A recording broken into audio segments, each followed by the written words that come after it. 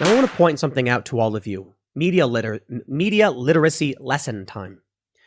A dozen former intel officials does not make an opinion a fact. Hunter Biden's story is Russian disinfo, former intel officials say, is an opinion piece. Fallacy. Opinion pieces are not factual news reporting. Natasha Bertrand citing people is not factual news reporting. Now, truth be told, they navigate this manipulation by saying it is a fact these officials have made this claim. Sure. But reporting on a dozen opinions does not make those opinions fact. That's the exact fallacy we went over. I just have to point that out. It's the exact fallacy of ad veracundium. Let me put myself on screen. That we went over in my course on Thursday.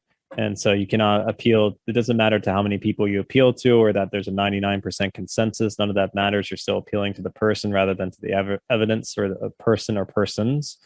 And that's a perfect example of the ad veracundium fallacy. They're appealing to the authority or reverence of these intelligence officers and former intelligence agents and so forth and so on to stand in place of any sort of evidence. And then they create an ad ignorantium fallacy that then it was possible it's Russian disinformation without any potential information being put forward or any evidence being put forward for that assertion.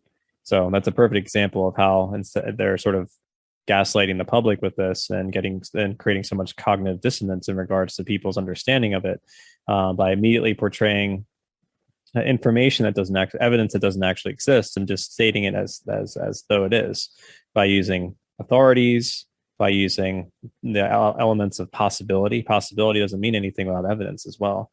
And so the question then becomes, is this intentional?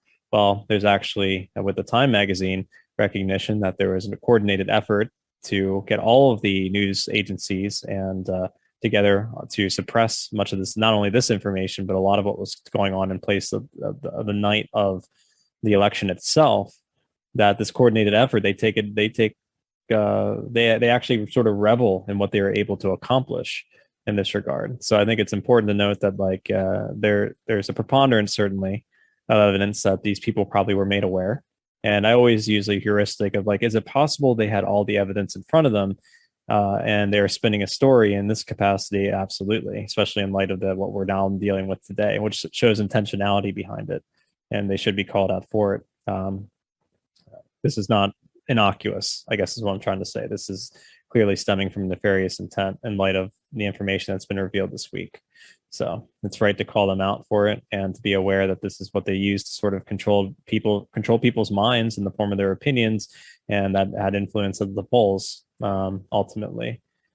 So anyways, go ahead and you can continue forward. I just wanted to point that out. It's a perfect example, actually, what we went over on Thursday night. So it's still an opinion piece. These former intel officials did not actually say that the Hunter Biden story is Russian disinfo. Indeed, they stressed in their letter the opposite, namely that they had no evidence to suggest the emails were falsified or that Russia had anything to do with them, but instead they had merely intuited this suspicion based on their experience, saying, quote, "We want to emphasize that we do not know if the emails provided to the New York Post by President Trump's personal attorney, Rudy Giuliani, are genuine or not, and that we do not have evidence of Russian involvement, just that our experience makes us deeply suspicious that the Russian government played a significant role in the case. In which case, now I can say, Natasha Bertrand, formerly of Politico and now CNN, published overt fake news, saying, Hunter Biden's story is Russian disinfo, dozens of former intel officials say, when they said no such thing. That headline is false. Natasha Bertrand made up outright false information and published it." Glenn goes on to say, but a media that was overwhelmingly desperate to ensure. That's to go up to that headline. We can't see it, but I was going to say that headline says everything right there. It's two fallacies, ad veracundium and ad ignorantium. She's saying it's possible, therefore it's true, and that they're appealing to that possibility based on the intelligence agents. That's incredible. There you can see there's multiple fallacies being used in order to sort of gaslight the public and create this false narrative, which then controls people's attitudes. It's these subtle subversive techniques that we don't pay attention to because we don't make them explicit. And right there, it's just, and the fact that here's the issue. Was it is it innocuous or was it purposeful? Well, she could read the email.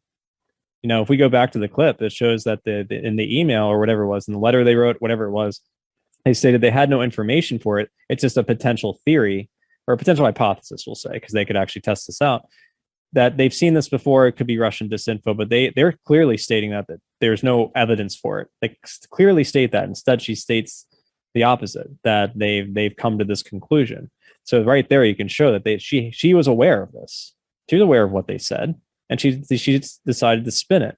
And there's a perfect example why she deserves to be called out. And there's intentionality behind the fallacies that she's using in order to weave a narrative that she wants to weave, and that her editors want her to weave. And then those that pay for her editors to do what they do. And you can start to see the sort of chain of command, if you will, in regards to how they manipulate people's minds.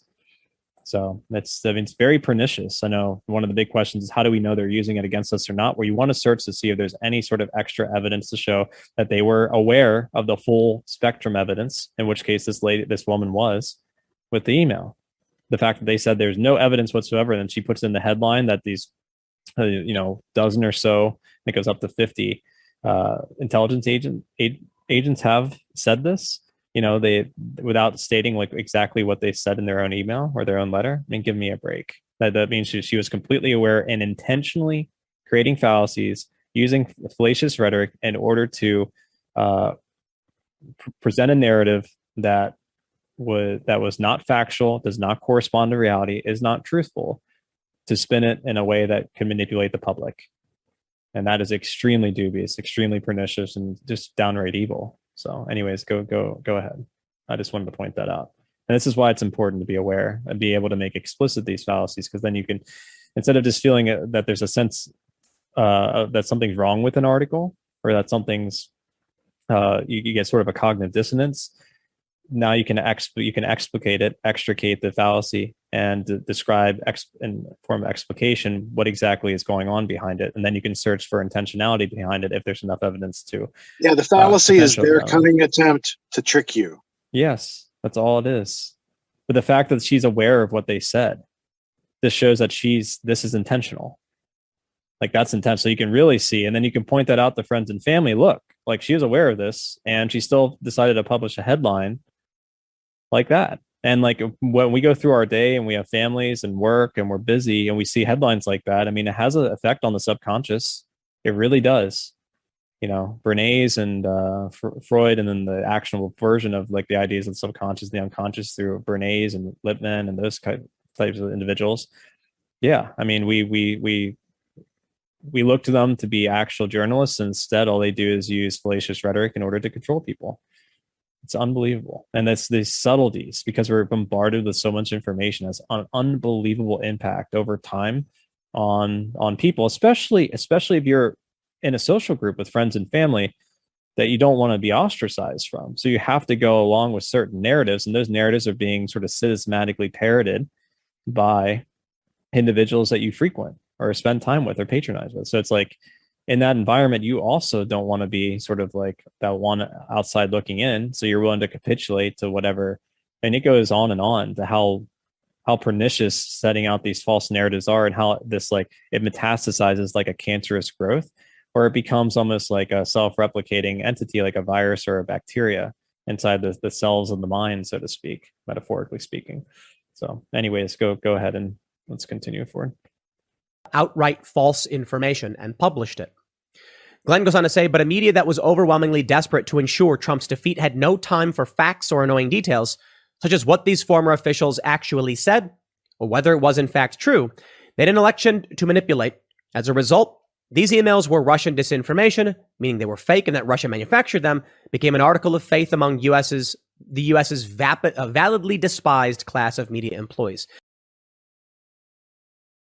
Conspiracy is the story of history. It's the story of plunderers taking care of people who produce. They claim to take care of them through government, which doesn't give you anything. It doesn't take away first. So it's not creating something out of nothing. It's very real what they're doing. They're taking your rights, or taking some people's rights and adding more to someone else's rights. If you haven't heard about our Grand Theft World community membership, here are a few of the things you've been missing. a mobile app where you can access replays of the Grand Theft World podcast and show notes, access to the Grand Theft World community on Discord, where we crowdsource news and resources, and you can contribute to the show, the opportunity to participate in the Grand Theft World bi-weekly town hall, exclusive content from Richard Grove, including behind-the-scenes footage and future access to unpublished material, 93 episodes of the Peace Revolution podcast, and the Grand Theft World newsletter delivered straight to your inbox each week. If you want to stay ahead of the great game, visit us at grandtheftworld.com, click or tap the button in the top right-hand corner, and join a vibrant community of researchers blazing a new path to truth. We'll see you there.